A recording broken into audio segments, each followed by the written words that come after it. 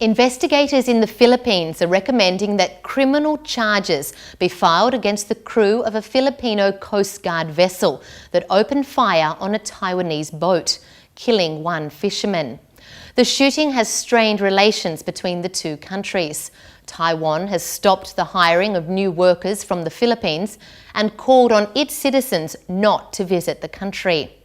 As Jofelle Tesorio reports, the case is not an isolated one. The Philippines says many foreigners have been caught fishing in their waters. Chinese and Vietnamese fishermen are detained at the Palawan provincial jail. We have 12 Vietnamese and 12 Chinese fishermen detained at the Palawan provincial jail. The Vietnamese were detained since 2012, while the Chinese are detained since this year lang, 2013. The Chinese were recently caught inside the Tubataha Marine National Park after their boat got stuck in the coral reef.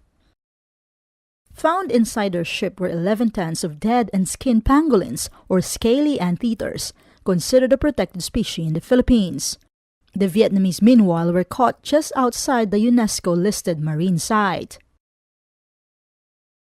All foreign nationals who were caught in our waters, cases were filed against them.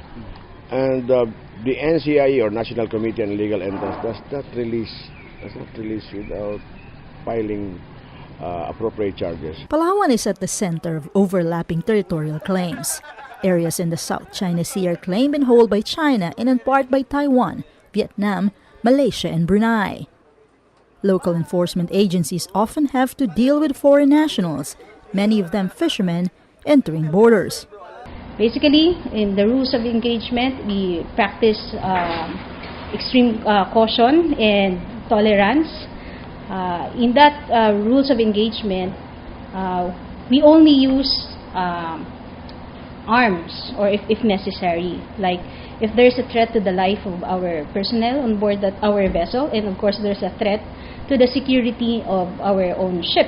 But last month, the Coast Guard is accused of opening fire on a Taiwanese fishing boat, killing one of the fishermen.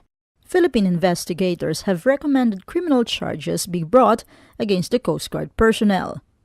While authorities maintain the shooting was an accident and happened when the Taiwanese tried to ram the Coast Guard patrol boat, the Palawan Coast Guard spokesperson says official statements will have to come from the presidential palace. Well, it's only the Malacanang who can answer that. If you have questions or queries regarding the recent Taiwanese shooting involving, our own personnel and vessel, you may ask the representative from the Malacanang. President Benigno Aquino III says the full report of the incident has reached him. It was given to me, I think, parang late last week, no?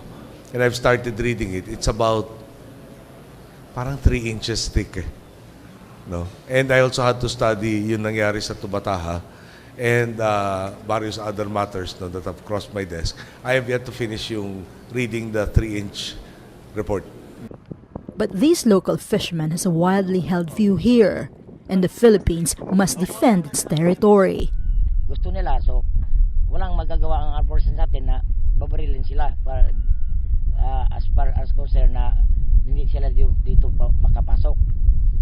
Dahil sa atin ito, kahit sa pananaw ko, kahit bahay natin, kung pasokin ng ibang tao, hindi natin gusto.